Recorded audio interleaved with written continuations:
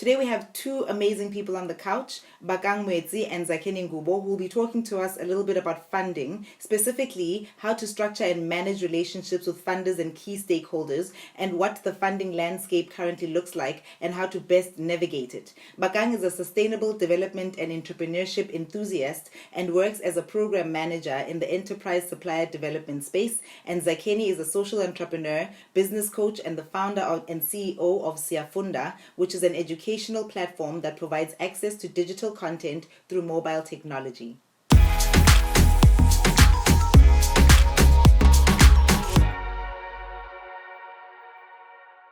What we want to talk about today is a topic that's really important but very often overlooked when it comes to the early stage or impact entrepreneur space. I think we all know that funding is obviously critical.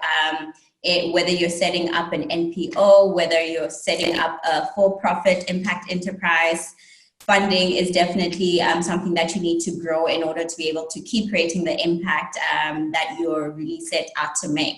So we're gonna hear from me, you guys are gonna hear from me and Zakheni. So from my experience, maybe just to give a bit of context, I used to work at the Bertha Center.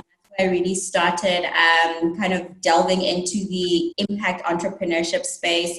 And in my role there, I used to manage some impact grant funds, or social enterprise funds on behalf of the SAB Foundation, Community Chest, as well as the GSB. So I've got that background of what funders such as the SAD Foundation, Community Chest, and other corporate foundations want to see when they're looking to fund impact entrepreneurs. And then currently my role at Edge Growth.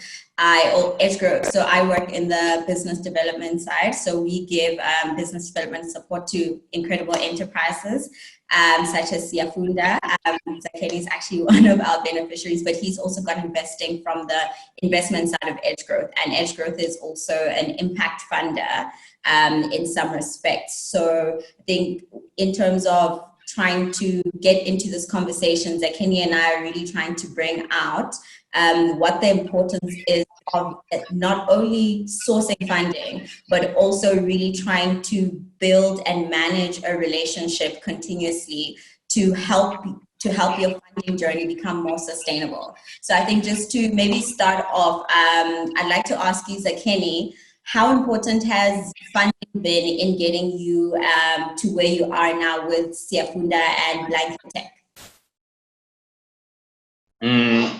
So I would say from the very beginning, because I remember when we started. Oh, firstly, I was going to say hi to everyone. Sorry, just jumping into it.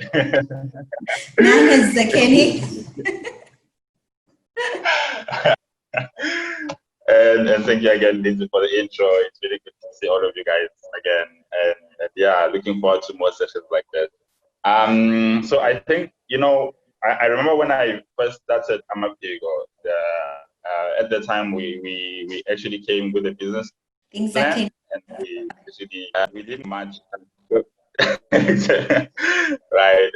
So at the time we really didn't have much with us, and I think it was really great.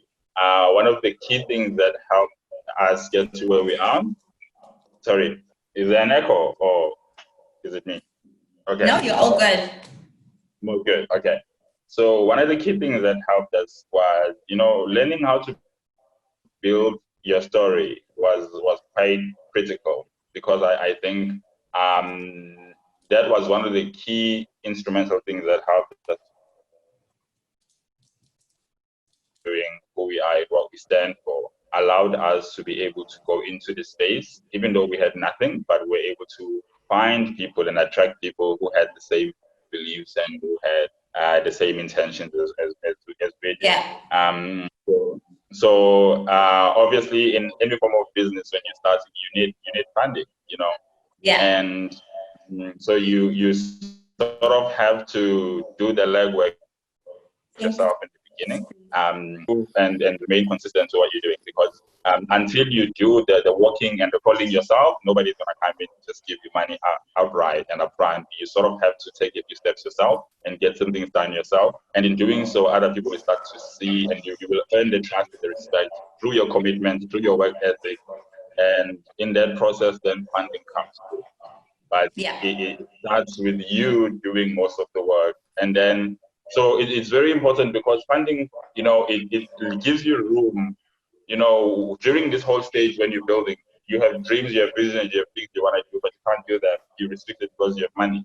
Or when you do that, you do that at a very minimal, slow rate. Exactly. If you need to build a website, you're using free templates, you're doing all these things just to be able to show. I remember the first video tutorials that we did, the first video content. We literally borrowed 2 cameras and we bought one, like the most basic camera equipment. And that's what we used to sort of get the first kind of videos out there. And it became easier then for your funders to be able to come in and say, listen, I see where you guys are going and I like this vision and I want to help you. I want to help you build it up. So funding becomes the lifeblood that helps you expand what you already have. But you sort of have to have something that you built. Because I always say money is a multiplier, nothing more, right? You can build yourself, you can do everything, but what money will do will expose and will help you enhance what's already there. So money doesn't just create things and suddenly make magic happen. You have to sort of be that source that creates the magic, and then money comes in and helps you build that up and helps you improve on that. So it's very important. At the same time, the work that you put in is that much more important, because that's become the catalyst for the funding. Yeah, I really love that. So I think 2 things that I like about what you're saying is, firstly, about money being the multiplier. So if there's nothing in the foundation, then you can get all the money in the world, but you're not actually going to end up using that money efficiently and optimally, right? And the second thing that I like about what you said was that so funding in itself is important, but there's a lot of legwork that you have to do. So legwork in proving that you're actually committed to and believe in your idea, right? And then there's also legwork that you kind of alluded to in what you're saying, which takes me to my next question, just around the networks that you were creating around yourself, right? In terms, whether it was about getting your idea out there or getting help from people that were then the key almost to unlocking funding. And that's really what we're trying to talk about today, right? How even before the funding, you need to start thinking about how do you build a relationship with people, and that relationship then being the key or the lever to actually getting more funding or unlocking funding to then prove your concept or to grow or to scale out.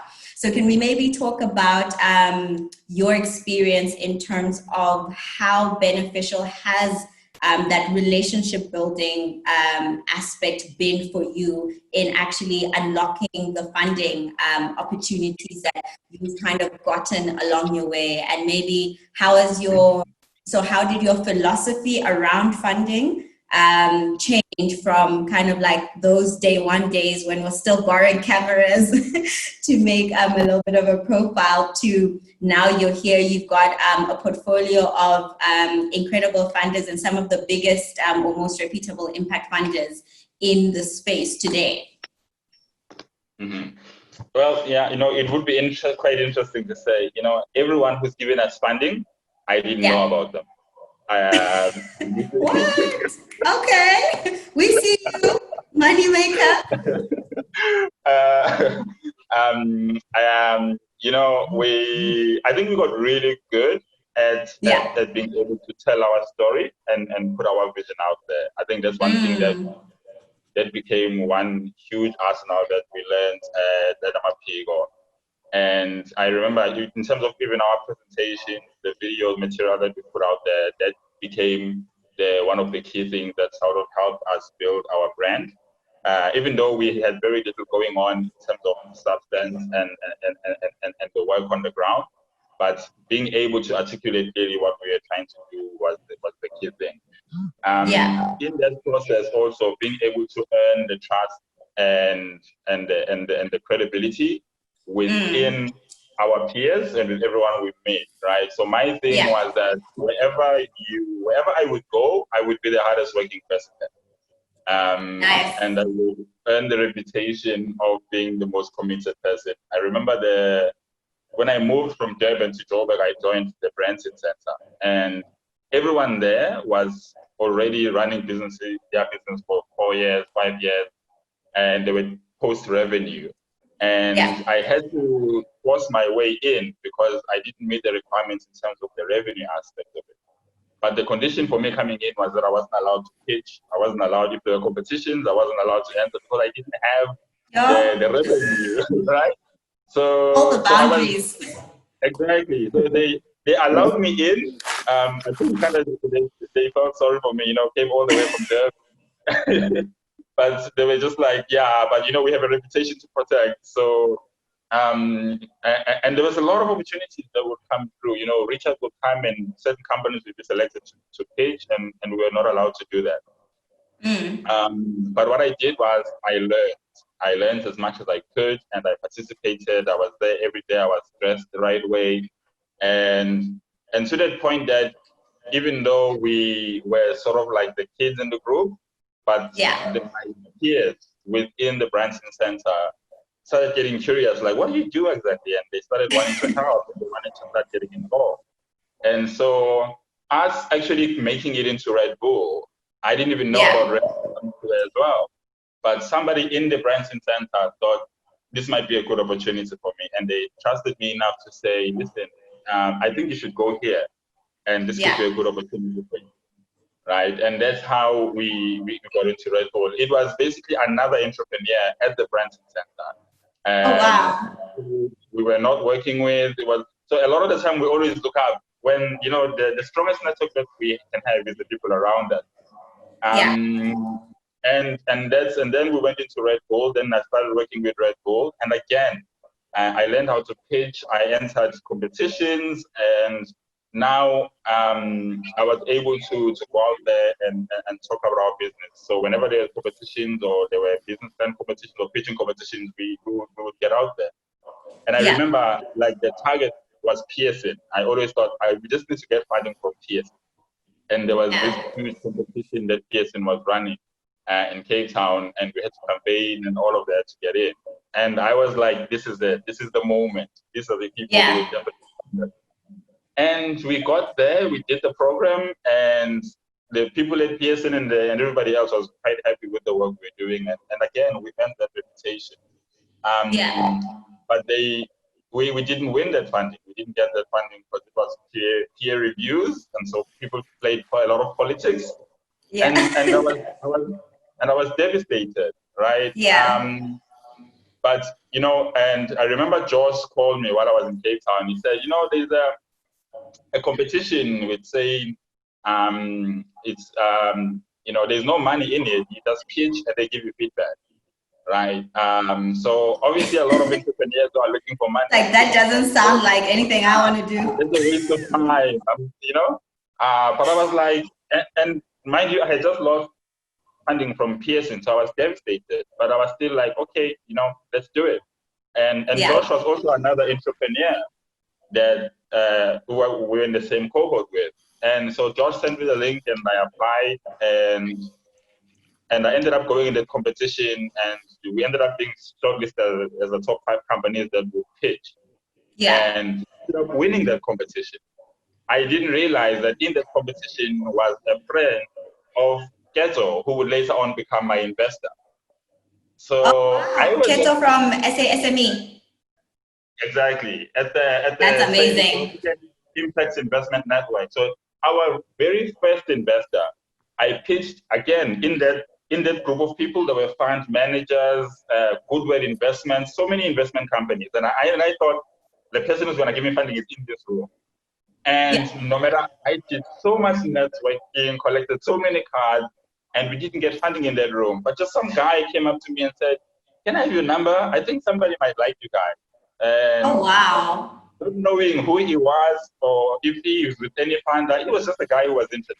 He took my number, and next thing I know, I'm getting a call from Ghetto saying, I want to meet. I like what you guys do. And that's literally how I got funding. So a lot of the time we focus so much on people we know and organizations we know that these are the people that are going to impress. When you go into certain networking sessions, you've got a list of people that you want to focus on. While that's good, right? But also you never know where your break is going to come from. So it's that much more important that you always have to be the best version of yourself to each and every individual you come across. Definitely.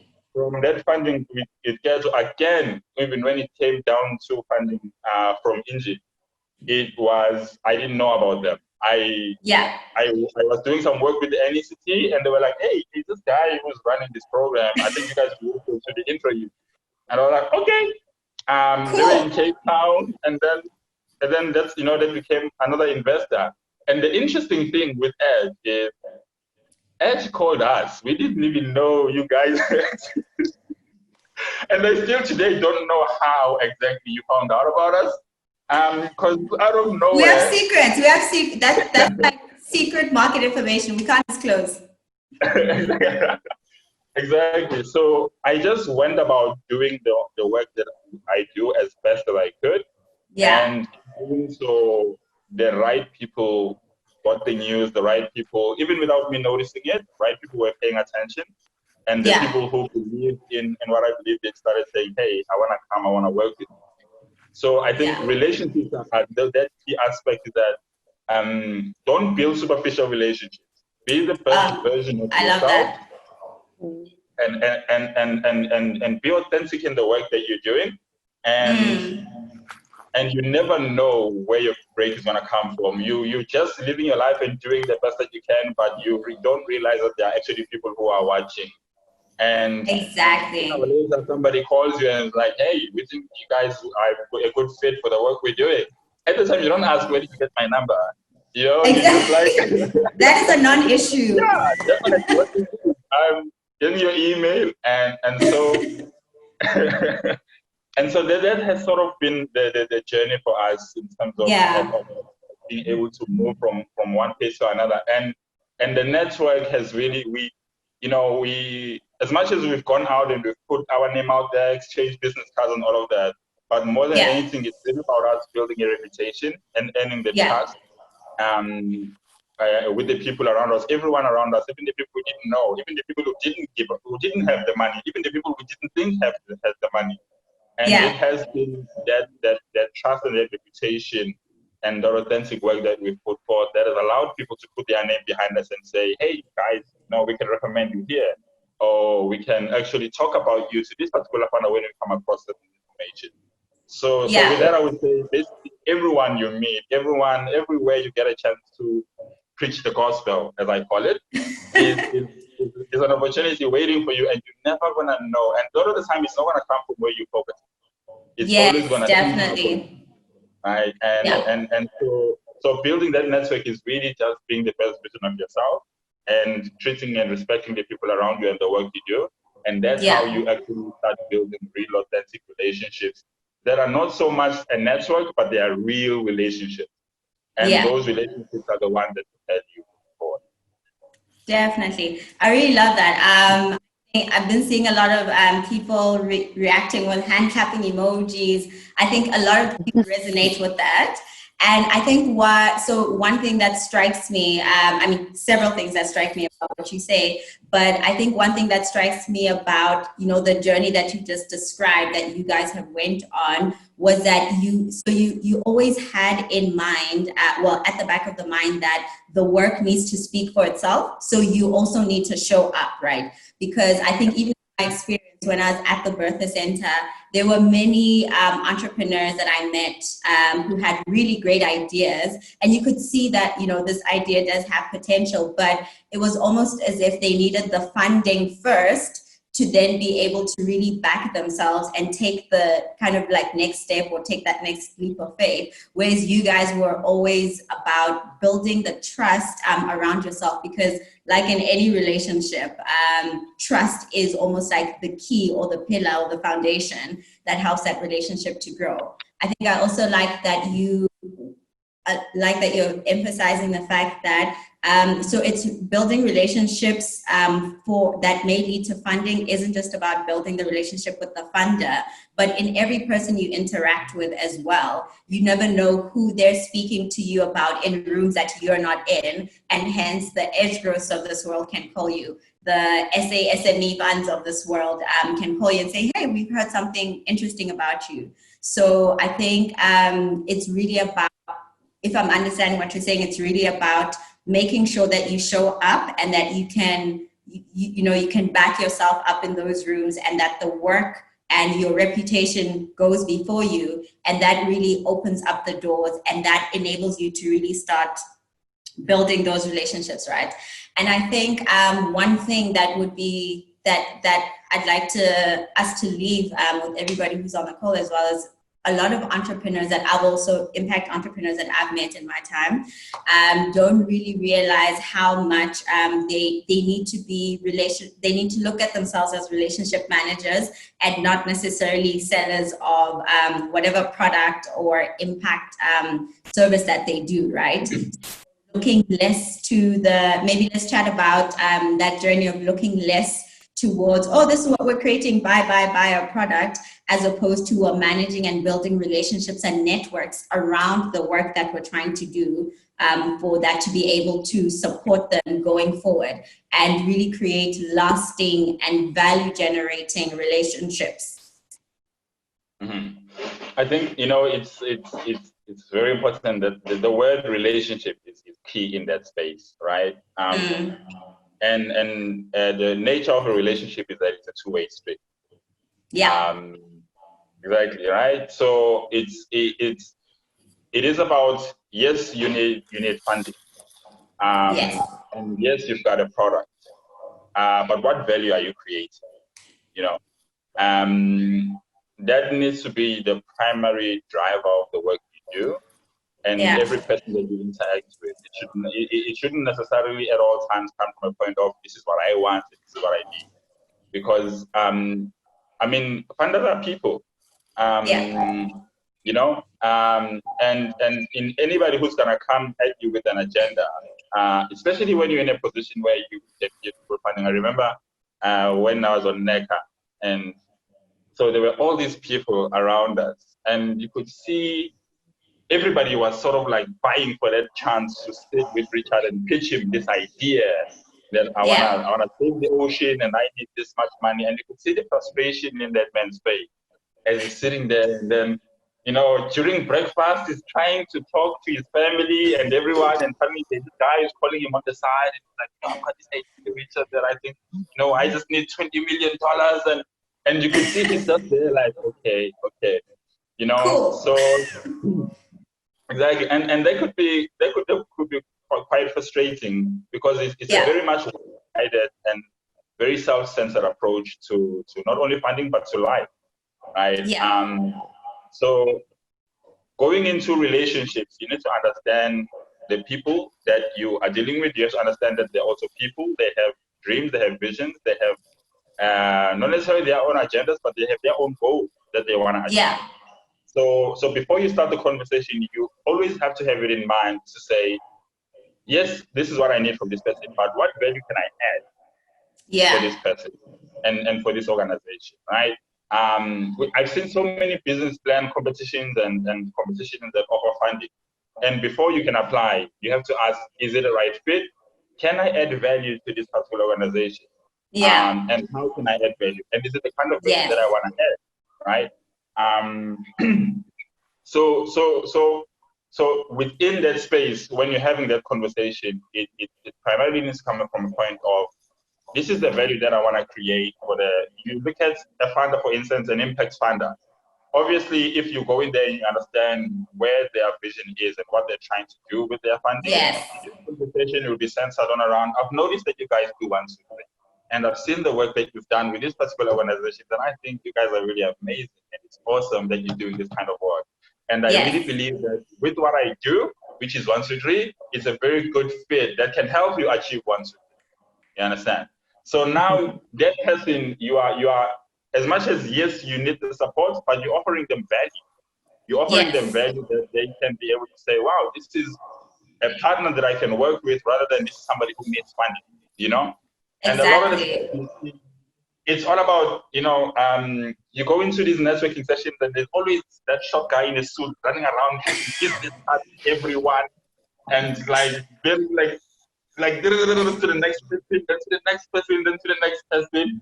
And it's always like it's so apparent and so transparent that it actually puts a lot of people off, because you can see when somebody is coming at you and trying not to build a relationship, but trying to sort of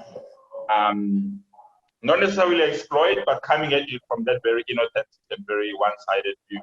So with the funding that you're going to look for and with the support that you're going to look for, you have to go with that in mind. There is a relationship. And before you say to the person, this is what I need from you, you need to understand what is it that you need from me and what value can I bring for you as an organization, for the people you're trying to support, and for the values of your own organization. And you have to live up to them, you know? You gotta make the people who support you look good. Definitely. And because at the end of the day, the more varied the amount of value that you bring to those people, the more that you're willing to support you. I remember when we first started with All Mutual, it was initially like, let's do a 1-year thing, right? And one thing we did was, we've got production capabilities, so let's start developing this video material that glorify Old Mutual and make them look really good and accentuate the work that they do. And stroke their ego a bit. Sorry? Stroke their ego a bit.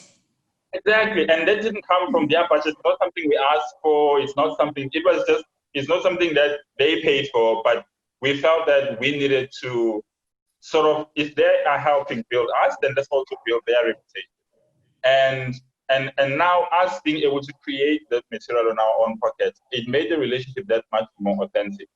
And the marketing exposure that they got as a result of that, and other opportunities and avenues where we got a chance to speak. Every media, publication or every opportunity to do radio interviews, we always mentioned Old Mutual as one of the co-founders. And every time we would take the podcast and send it to them, and they would share it with as part of their PR campaigns, and they would talk to everyone. That meant that they saw us as a partner rather than as just another company. Now, which means that's how you build allies. Because in those boardrooms, there's going to be you and 100 other companies that people need to decide on who gets the follow-up funding or who gets the partnership. And the more people you have supporting you and the more people know about you, especially in relation to them, the more the chances are that they're going to back you. In that boardroom, you're not there to pitch. Other people have to do that for you, which means that if that's your expectation, then you have to do that first. And even though they're not there, in your own marketing activities, in your exposure, you need to go out there and pitch them. And that's how a relationship works. You gotta give in order to get. And the more you give, the more you get. And so, so selling necessarily, I think, is an integral part of a give and take process. Because I remember when I first moved to Joburg, one of the jobs that I used to do was in sales. I used to sell insurance, taxi ranks. While I was hustling, I used to sell car polish, Woolworths credit cards, and because I worked in a sales company, it was all about close the deal. You gotta manipulate the customer. There's the closing circle. These are the tactics, right? All of those things, Right, exactly. And that can help. They can work with you in the short term because you get in the customer and you hit them with a few things. That you play the psychology of it, and before they know it, they've bought a SIM card that they don't need, and they're gone, and you've gone with the money. But this is the problem. You can't run a business like that because relationships are that much harder to build initially. So it is better that you rather, even if it's smaller relationship, But every relationship that you have, you build it authentically, that when the person leaves, they are grateful. Then they continue to look at you and think about you in a positive light. Exactly. It doesn't become I want to sell so I can get out, but it should be continuously, how can I continue to add value to this person so that even after they bought, they're still happy with me, they're still proud of the purchase and the association that they've made, so that they'll come back. And a lot of the work that we've done in building those relationships have started with funding. And then in the same organization, they said, we've got an enterprise development program, and let me introduce you, right? Yeah. Because of the action that we do. And then they say, we've got a bursary program, let me introduce.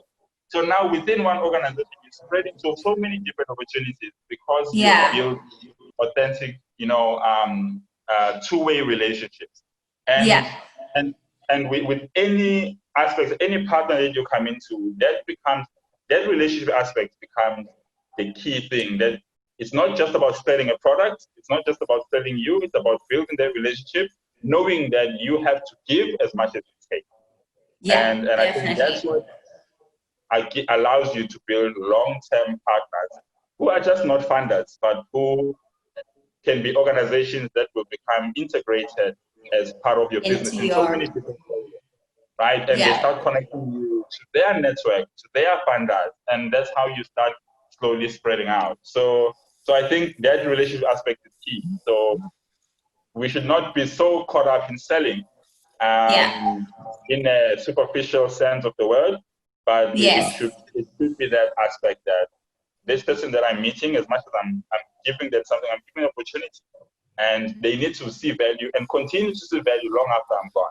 And sometimes it means that you have to go at an extra cost. Let's say a company pays to do X, Y, and Z, and because of some reason, they're not getting the kind of results that you would want them to get. And sometimes it means that you have to dip into your profit to try and make sure that they still get the. You can't just say, well, it's COVID. What can I do? Oh well, it's not my fault, right?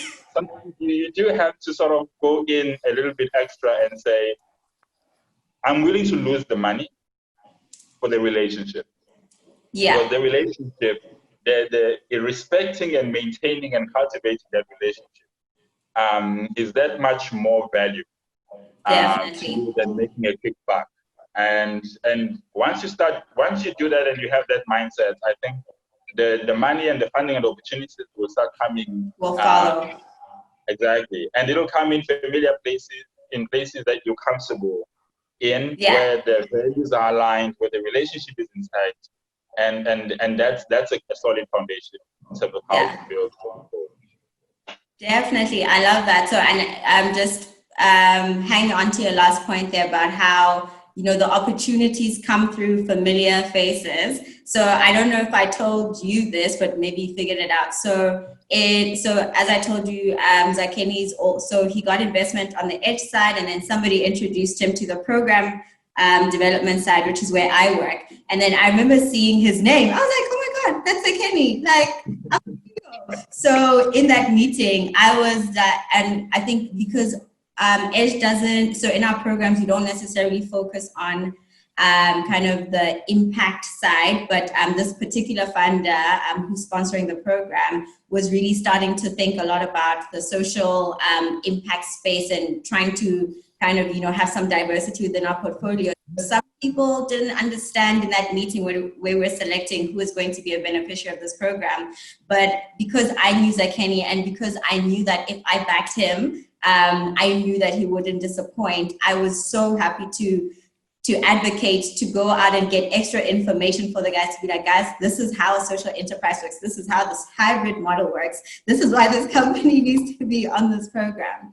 So just, it really works out like that. And another one of the entrepreneurs that I funded when I was at Bertha, we were like, oh, we need, a few more impact entrepreneurs. So I contacted one of them who had really just shot the lights out in terms of trying to grow his business and trying to grow his impact. And now he's also one of the cohort in the program that Zakheni's on. So I think that's just to emphasize that really you don't know where the relationships or whether the recommendations and referrals are going to come from, because you're not in every room. But if your work can precede you and go into those rooms, that's really an investment into future funding opportunities. And I think what I like about what you were saying as well before, Zakheni, was that sales is important. So having that skill to be able to sell, but what you're selling isn't necessarily your product only or trying to get revenue. It's really selling the vision behind what you're doing. So again, going back to selling, being able to sell your story and how you can provide impact for your funder is what you should be more concerned about selling, because then that is what then ultimately unlocks the relationship. So I think it's really important to to shift the focus from the sales, selling products, to selling your story, your impact, and your idea. And then also from being a sales manager to a relationship manager. And I think another thing that popped out in what you were saying, Zakheni, is just that there's a difference between cash, guys, and value. So cash is what you get when the funder, let's say you apply for some funding and it's once off and it's great, but it's finite. And in some instances you have to pay it back. And even if you don't have to pay it back, it's going to run out. But if you're in rooms concerned about creating value, like Zakheni saying, long after even the people who you're working with at that organization have left, they're in new organizations talking to new funders about you, but you've also cultivated a reputation within that company that will also keep creating value for you even after your networks or your contacts have gone. So I think that kind of distinction between being equal to cash versus relationship equals value that you can chip into over and over again is something that is a really great takeaway from what Zakheni said. So Zakheni, and also just to add a quick point on that as well. And because even when the people you're working with leave that organization, they're going somewhere else. And guess what? They're gonna take you with them, you know? So and if let's say you go into Old Mutual, you're working with one person, then you start to spread and work with so many people and you have so many allies inside. If 2 or 3 of them leave and they go to Sanlam or to Capitec or whatever, those people now become your allies within those organizations. I remember one of the people we met at Fundi when we were doing some work with Fundi, and suddenly there were some issues with Fundi, and then a lot of people left Fundi. One of them went to private property, the other one went into Netbank. And even though those people were in the organizations, they were still calling and saying, hey, you know, I just found out that Netbank is doing 1, 2, 3. Should I connect you to this person? So now the people who have come into contact with you are now, wherever they go, they are opening doors for you in so many places that you would have never thought of. And so that relationship, that just goes beyond the organizations, but the individuals that you work with as well is quite key. Because you will maintain those relationships throughout, and they will be the catalysts that will work and open doors. As you said, there's somebody you worked with in Betha. When you came into Sanlam, suddenly now you're like, hey, let me pull you along. And that becomes a great aspect of it. Definitely. One thing, another thing that I want to just pick on what you said, Zakheni, was about the importance of having empathy for your funder, because funders are people, right? And in whatever it is that you're doing, really trying to think of, okay, what are the funders, in creating that relationship, thinking about, okay, what is this organization, or what is this person's overall mission, and how do I fit into that, right?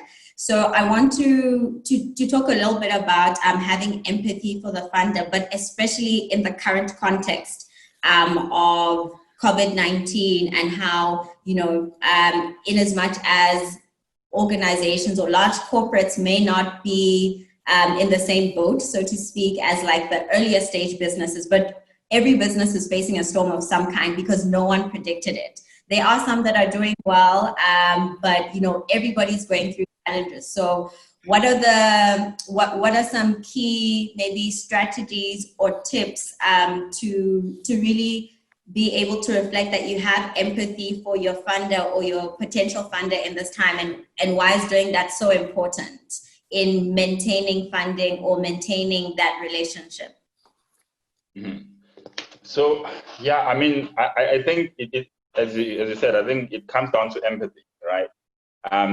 Everyone right now is going through a tough time. So If it's happening to you, and if you feel and if you have a reason to justify why it's happening to you, then you should, in your mind, be able to feel that if I'm going through this, then other people are also going through this, right?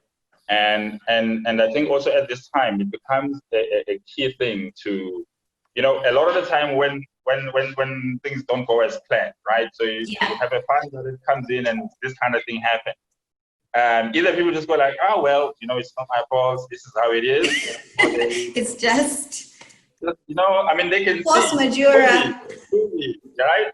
Or they withdraw, right? And they start talking less because now you feel like, hey, now these people are going to ask me what's happening and things like those. I think during times of crisis, I think that's when you really now need to actually strengthen the relationship that much more, right? Because not only are you going through uncertain times, but they're also going through uncertain times. So the more they know, the more they're up to speed with where you're going and where you're struggling, and the more honest you are about the challenges that you have. This idea as entrepreneurs that we fake it while we make it, and we always gotta look like we have things under control.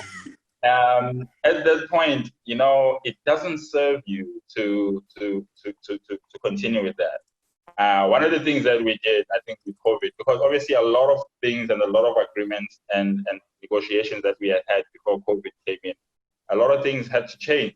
One of the things was that we were supposed to meet once every month. And with COVID happening, it's something that we sat down and said, actually, I think we need to meet every 2 weeks now, because things are changing so fast and there's so many new dynamics. Right? And we actually have to be speaking a lot more so that you guys know what's happening, how we're pivoting, the extra costs and complications that might come as a result of this. So being utterly honest about it, and not from a point of just saying, well, this is where we are and this is what's happening, but sort of taking your funder with you on the journey so that they are part of the issues and everything that you're going through. One of the strategies that we used was to, on our strategy sessions, always have someone from Edge as part of those strategy sessions, right? Because when we're doing those strategy sessions, then you are looking at the world as it is now, not what we agreed on. They get to get a better understanding of what's actually happening, what processes have changed, what are the challenges you're going through. So bringing them a bit closer means that you bring them as part of the journey, and them having more understanding means that they can predict, right? They can foresee some of the challenges that you can have, which means on their side they can plan. Yes, it's like definitely. It's like us as entrepreneurs. When you expecting to get a client to pay and you send the invoice, right? You have a plan, you have a budget around that, and you've structured certain agreements and certain activities around that. And the most important thing that a client can do if there's delays or if there's issues and processes is to inform you that, listen, that payment might not come in this month because we have a backlog and whatever. It's going to come in 2 months' time. And these are the challenges that we're facing and this is what we're facing. For you as a recipient, it makes it that much more easier, because now, with enough time, you can look at your processes and say, what can I delay? What can I do? You have that in mind. And so, that empathy becomes key, understanding that your funders also have deadlines. They also have commitments to their funders and their partners, right? They also have to show impact and progress. And so bringing them into the journey and the space and strengthening that relationship by engaging more regularly and honestly engaging more regularly. And to say, guys, I know we said by May we'll be making this much money. But because of COVID, this is what happened, and this is what we've tried to do, and this is how we're pivoting to fix it. So most likely, will only start happening at this particular time. Because as much as it is a problem, you don't want to make it their problem. You also still have to show that you are maneuvering, you are driving, that you are coming up with solutions. You are not just giving up and saying, well, it is what it is. And in that process, they will support you. They will still, they will empathize with you as well, and they'll be able to work with you in that current context. So, it's the relationship aspect of being honest and of being authentic and understanding the challenges that your funders have. But also, that relationship, again, it's not just about calling when you say you want something. You know, like I don't know, when we started this call, Bakang, my first conversation was like, how are you guys doing at that? I mean, I'm sure this hit you guys hard. How are you guys coping? Because, you know, it gives you an insight in terms of what's happening on the other side as well. So you can be the better place to say, okay, so how can we assist? So that understanding that your funder has with you or needs to have, you also have to put in the same effort. So yeah, that's key. If you can make the work of the person you're dealing with, because as much as you're dealing with edge growth or you're dealing with mutual, you're dealing with people who still have to report. They still have to go back to their partners. And if you make their work easy, and if you then, you know, it's that much more likely for them to continue working with you and to continue to back you. But if you just disappear and you vanish and you start, you know, making commitments that you can't live up to, and now they have to go back and explain to the board, well, you know, this guy did say this was going to happen, but it didn't happen. Awesome. Yeah, I really like that, Zakheni. And I think it's almost underrated in terms, I think, that transparency when it comes to kind of entrepreneurs, really, because I mean it is something that can create some anxiety, because you're like, it's a crisis, oh my gosh, the fund is going to be pulled out. Maybe if I just, you know, stay quiet, don't remind them. They're just so busy. They're so busy. I'm sure they'll forget. It's fine. Then lockdown will end. And back to normal life, right? So I really like that, and also just that message. That message of being proactive in not in communicating with your funders, right? So, and these are practical tips, right? Being proactive in communicating with your funders, engaging with honesty about where you are, bringing in along the journey so that they can see that you're really putting your all into it, and you know that this business is something that you still really believe in, right? And then also just really being committed to finding solutions, to not just accepting the environment as it is. And I think one thing that's about Syafunda is that you guys have managed to use this time to really decide, okay, on the relationship front with our funders, this is actually an opportunity to get closer to them, right? So now you guys are actually meeting with your funders more regularly than you were before. So they get to know you better, and now you're front of mind in rooms where decisions have to be made about, you know, extending further funding or resources and so forth.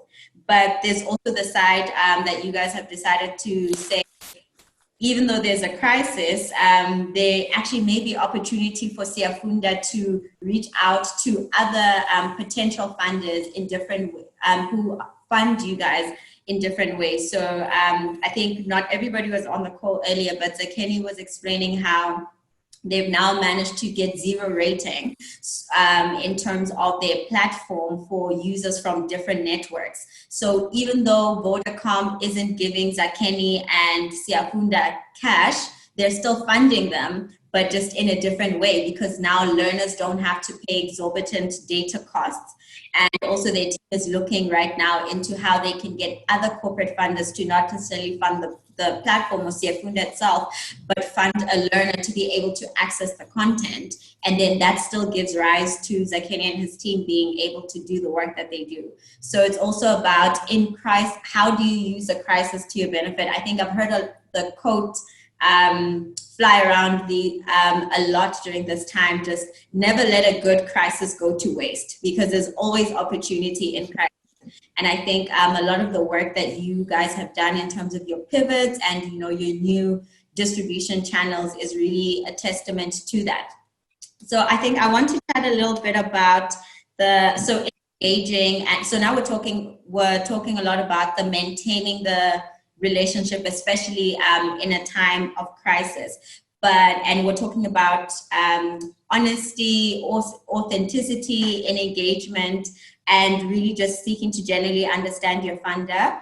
I think looking at it's very easy to say, but I think it's very difficult to do, because that requires personal work as well, right? So I think there's a lot of self-belief in doing that, to say that actually the work that I'm doing is still important, crisis or no crisis, was probably even more important, but backing yourself to be able to be honest in those environments and not be intimidated by what you think your funders are going to think or do, but really, because it's really about you steering that conversation and steering your funders' confidence in you to say, no, we're still on a good trajectory. We just hit a little bit of a storm, but we're coming back. So can you maybe give us some tips on how you prime yourself for those times when you have to have difficult conversations with your funders, so that you come out of those rooms with opportunities and not having maybe severed the relationship or lost the funding?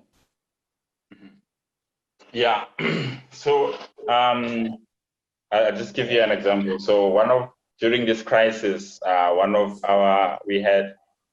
before the crisis, we had one school get, so we brought in this new funder, Albaraka Bank, who was gonna sponsor 50 schools in Herigwala district.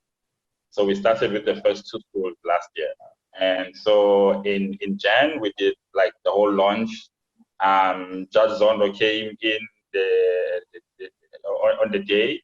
The CEO of Albaraka Bank, the CEO of Fundi, we brought in all these partners, and we did like the district director was there, and it was sort of like the kickoff program to say, this is what we're gonna do, and to this program.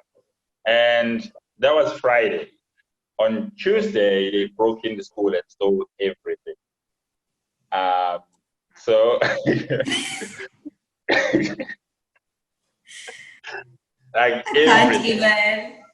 They even stole soap, and bags that Fundi had donated for kids, like backpacks for kids, because kids are using plastic bags. Like backpacks that have reflectors so that kids, when they are at night, they can see. Yeah, they can walk. We had donated like 200 of them, and they were at the principal's office. These guys packed all of them also and took them. Sure. So it's a pretty difficult time to think, okay, so how do I engage in this particular space? And those are the tough conversations that you need to have with your funder, because it can easily become a deterrent for future funding and for future partnerships. And which is why I think earlier I pointed out that sometimes I think you have to take a hit in order to preserve the relationship. Yeah. So at that time, obviously we had just bought the equipment, insurance hadn't kicked in, and now we've got 200,000 rands worth of equipment gone. Do you just go to the funder and say, well, it's done.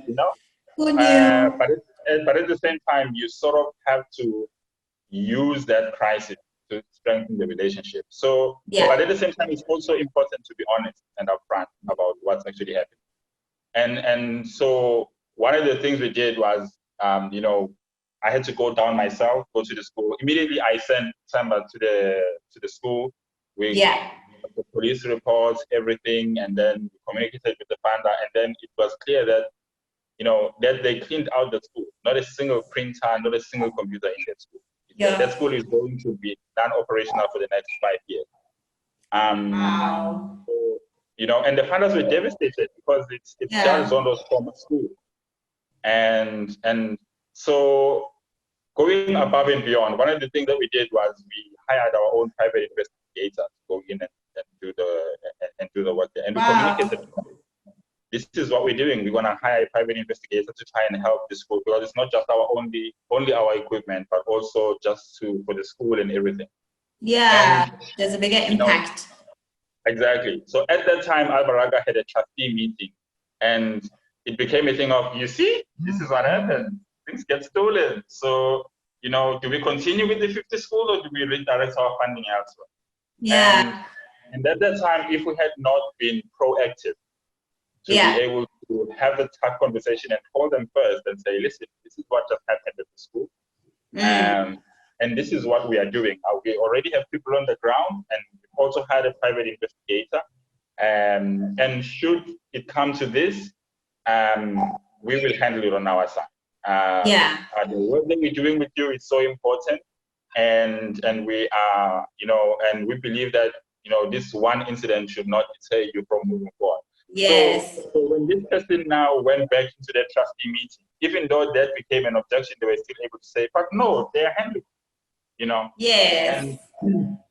And so it's important to have those tough conversations, but I think always think about the solution. What can you do to try and mitigate the issue, and how can the funder also maybe help? But it can't just be, you know, you're like, yeah, well, this is not our fault, and we're moving it away from you. So that sacrifice of us saying, okay, we'll, once the security and everything is done at the school, we'll have another look and see if this thing can still function under the current circumstances, and we'll be able to assist. What the funder ended up saying is, okay, so I know that the insurance hasn't kicked in, and it's fine, guys. What we can do is, let's go 50-50, right? Let's we'll so that you guys don't have to take the whole burden of this in your pocket. We'll halfway to go, because we really want this school to work, because it's Jack Brothers school. You know, we'll meet you halfway, and so having and maintaining that relationship is key. And then, you know, then the lockdown happened just before we were about to go into it, and then during the whole lockdown, schools were being vandalized, and again, just the gift that keeps on giving. And you know, this time around, at least it was all mutual. It wasn't the same client. Okay. You know, but again, we had to be in front of the situation, you know, call Old Mutual and say, this is what happened, and it's happening all over KZN. You know, people are taking advantage, and this is what we're gonna do to try and mitigate, you know. So those tough conversations and being upfront and being honest are key, because imagine if Old Mutual had found out from someone else that this is that, or if the principal had called and said, because, you know, so being upfront and being clear and having those tough conversations, it shows integrity on your side. It shows that you value the relationship, and also if you have to go extra and put in your pocket, tell them that, listen, I understand that this is what happened, and yes, it's not our fault, but we are willing to do 1, 2, 3, and we're looking at certain things, and there are certain costs that we're gonna bear, because we don't want to make this thing, you know, your loss. We are just as much impacted as you. So now them seeing you as having that much skin in the game as well gives them confidence that whatever needs to be done, you will do, because, you know, you're not just gonna push it, you're not gonna pass the buck to them, even at points where you can, but you don't. And so it becomes quite essential. I know with this crisis and everything and the timeline that we had, you know, even with Edge, it's something that we've had conversations with, to say, listen, okay, in terms of the expectations that we've had, this is what's happened. What room do you guys have to possibly do either 1 or 2 or 3? Because this is how this option will help us, and this is how this option will help us, and this is how this option will help us. Right. So now when they go back, they have a lot more to engage with, and it's not just to say, yes, there's a problem and every company is struggling and even the government doesn't know what to do, but it's looking at it from a point of, this is how we can help you help us, and this is how we can help you also to your partner and also maintain your own integrity and credibility. And so it's the relationship. Tough conversations are gonna come, you know. We in the very volatile times, and being able to have those conversations, they'll have to go hand with also responsibility and taking responsibility for the fact that yes, they are the funders and maybe they are the, you know, the investor or the buyer of the product, but it's also your business. It's still your organization, and so you have to take responsibility in preserving that and preserving those relationships. Tough conversations need to be there, but also understand that you will have to bear the brunt of those realities as well, you know, and just can't pass it on to the client. So yeah, I think that's definitely. And I love what you say about skin in the game. I think I remember even when I was working at the Bertha Center with a lot of the guys who are applying for funding, I continuously had to preach, guys, we need to see that you have skin in the game. And it's the guys who have skin in the game that you're actually willing to back. And I think a lot of the times, because entrepreneurs look at that power dynamic as vesting purely with the investor because the investor has the cash. They don't think there's anything that they can bring to the table, whether it's during times of crisis or even just in a normal funder or fundee relationship when there isn't all this going around. And I mean, also personally to share that I've had to be in rooms during this time where funding allocation or resources are being allocated, and the reality of this time is that there's a shrinking pool of resources available. And I think for impact entrepreneurs, that's often the case especially when the impact entrepreneurs are in the early stage, because the funding is coming from CSI revenue pools or enterprise development funds. But all of those funds are actually, so how much money is in those funds is impacted by how much profit the funders are making, right? So if they're not making profits and revenues on their side, those pools of funding are shrinking. So now there's a higher expectation to say, okay, we really can only back guys who are showing that they too have skin in the game. And that's literally how we've had to develop one of our funding allocation processes during the COVID time to say, okay, we need to build the criteria such that the guys who have skin in the game are the ones that emerge as the potential recipients of these things, right? But I think it also links to how much more important that for impact entrepreneurs, especially, really proving and reporting on the impact that you have and telling your impact at this time.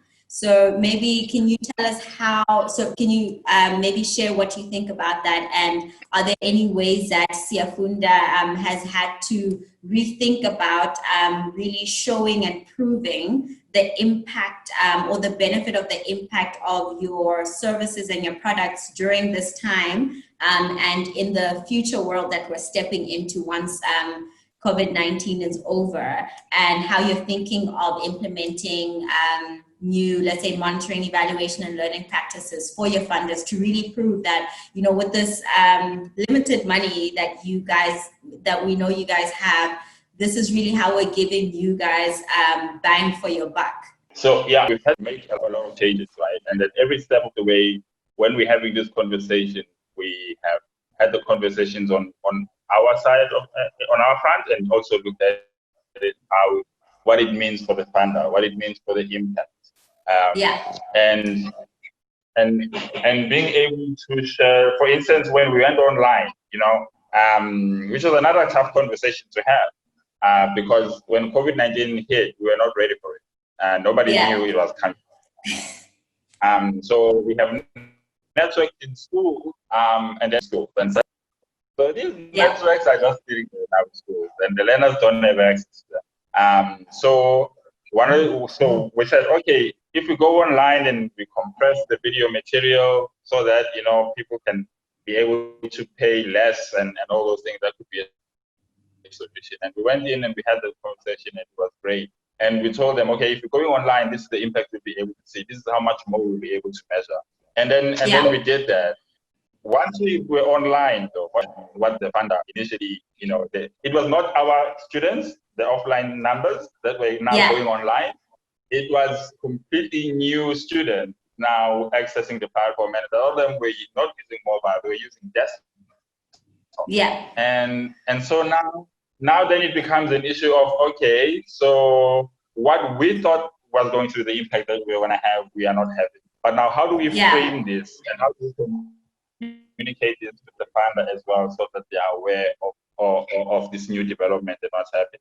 And so now we started being able to share those numbers to say, okay, so we've got 16,000 new learners, completely new learners who are accessing our system, and they're the ones who are most active. And when you look at the socio, they seem to be using desktops and Apple laptops, so it's not the market that we had originally intended. Yeah, it's a totally new market. Exactly. So now that shifts now the story from us being able to say we are catering for the rural and the township learner to now saying we're now catering for the middle class learners who are most likely in multiracial schools, who are most likely in either middle or little suburbia. But then we had to say, wait a minute. So if these learners are engaging in our platform, it's still an impact. It wasn't the initial learners that wanted to engage, but it means that there's a gap in that market, right? Exactly. So now the conversation that we have to sit and have to say, okay, so we've noticed that extensively we discovered this whole new market that we thought that didn't fall within our space. But if there's so many of them crossing our platform, how do we expand them? You know, how do we expand that market so that we can show impact within that space that will be different from the impact? Exactly. And that's when we had to sit and say, okay, let's have this conversation and segment now this new market and say, so we need to have a digital marketing strategy. We need to advertise on Zanzi Humor and all these other pages, because now you're dealing with the parents of these learners directly. And so now that we've seen this market, how do we expand it? And we're still going to report on it, even though it wasn't expected. And this is how we're still going to report on it. And as a funder, does this work with you? Does it work well with you? Is it something that you can still report on? Does it still meet your criteria? And they were quite excited about it. So yeah, okay, cool. Yeah, no, we're happy about it because it shows the disparity and the gap. So even then, that's why in sort of Model C schools, the perception is that they don't need this kind of resources. They have everything already. Yeah. But now if they are accessing it, that gives you a different story altogether, right? But also, what are you going to do for this market? Still, that now is a market of people that you were supporting, and now they're just exactly. And so we have to have that conversation and then say, okay, we need to get zero rated. How, you know, who can you guys connect us with? How do we get to Telkom and MTN especially and Vodacom? How do we work with this? And this is the plan for this market, and this is the plan for this market, right? Yeah. And these are the realistic timelines in terms of how development-wise, when are we going to finish? How are we going to push the marketing? How is it going to stay? And constantly checking back and say, okay, this is the direction that we're taking. What does it mean for you guys? Right? Does it still resonate with what you want to achieve? Does it still resonate with your reports? And in terms of these different times, does it still work with you? And so as your story changes with this kind of crisis, as your story, as you have to, because it's not just the business that you're pivoting, but also the impact. The impact, Well, and so including your funder in terms of in those dynamics and that relationship and those changes, and that's why we made our funder part of our strategy session. They always needs to be presented there. It's because they get to see these things happening and they get to see the internal dialogues and the confusion and like, okay, but what does it mean? And they get to contribute and say, guys, for us, we just want to see impact. So if you are having impact here, why then not report on that as well? Because it does become something that, so it's being able to, I think that conversation of being authentic. Yeah. And constantly having your fund, this are cost-wise, but saying, I know you're here for impact. I know you're here for profitability. With these changes, what does it mean for you? And are we still aligned? Because one thing you don't want to do is be completely misaligned with your partner. Exactly. Partners and your funder and not be aware of it. Right? You always, that's a relationship you always constantly need to check on to say, if we go in this direction, are we still aligned? If we're not aligned, right? What other value can we give you guys? If it's not this kind of impact, how else do because that engagement allows you to move with them, but it also helps you as well to be able to understand what value to pursue, what you need to push on, because the zero rating aspect of it, for us, it became as a sense that, okay, so we have this market that's online now and it's working for them. We could have just said, well, guys, it is what it is. But because our funder was still very much passionate and our partners are still very much passionate about this market and the students that they've been working with for the last 3 years, what are we doing to try and assist that market? And some of the conversations we started having was that maybe we need to reverse charge the data. So it's zero rated for the learners, but we cover the cost of. But these are the challenges. Look at this particular, be able to assist or connect with someone else who can maybe fund, because your partners also have other partners, and it might be easier for them to say, okay, you guys, want to go this route. We don't have the money, but let's connect you to Sanlam, who maybe has this emergency fund, and maybe they can help you be able to go in this particular direction so that you are able to continue to still, have the kind of impact that you have set out to in the first place. Yeah. So in times like this, I think a lot of us and a lot of businesses are going to realize that what I originally had in mind, I mean, we're in a different world now. It's uncharted Yes, territory. So some of the definitely. stories and some of the direction are going to be rendered obsolete. Exactly. There's going to be new opportunities that are going to come up. And so you have to constantly be having that conversation and looking at and managing that relationship and expectation, but making sure that you are aware of the alignment. And that process of understanding your funder beyond the money and beyond the timeline, understanding what is their goal, why are they going into this space, what are they trying to achieve, who are the funders that they're trying to attract. And maybe there could also be an opportunity for you to be able to say, we have a relationship with a funder that you guys are interested in.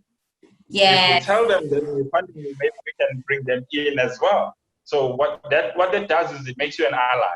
You're not just not that dynamic relationship where we're the funder and you're the recipient. But it's like, oh, this company is an equal platform. An equal platform. They also bring in networks. They also bring in values and ideas, and we're gonna reciprocate that relationship. So it's that constant conversation, and if your funder is not at all interested in impact, understand that and say, okay, so what value can I bring for this partner? And be able to move with your funder, stay authentic to the work that you're doing and what you're trying to do, but always be mindful of the value that's either being eroded or that's being destroyed by the changes that you make.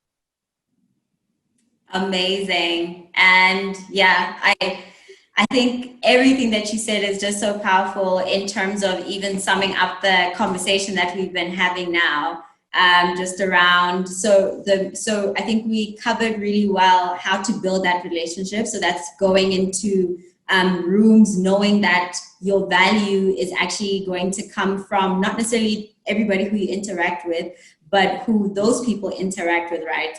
And treating everybody with the same respect and really just putting yourself out there as well in terms of always pitching up, always doing your work. That's how you start to build the trust necessary for value generating relationships. And then in terms of maintaining the relationships that you're building, it's really about authenticity, openness, transparency, but also really that underpinning reciprocity, realizing your power as well to be able to create value for your funders, but also really being intentional about what value can I create for my funder, even if sometimes I have to take a hit, or even if sometimes I have to explore things that aren't core to my business, but really will result in us in us creating mutually beneficial value or shared value in the final outcome. And also willingness and openness to evolve as well in terms of how you look at the relationship with your funder, how they're looking at impact in their space, what do they prioritize or what do they value, but also what new opportunities can you really take advantage of even in times of crisis, and not shying away in the relationship from having tough conversations, right? But really using those using those tough conversations as opportunities to build more trust, but also opportunities to find new lines of business, new distribution channels. And also just, again, speaking to the importance of proactive in coming up with solutions during times of crisis, such as COVID, but also that mentality and mindset of not looking at the crisis as only a source of negative things, but also some really good learnings on the personal side, but also some good opportunities for businesses to grow and to create further impact. So that's really awesome.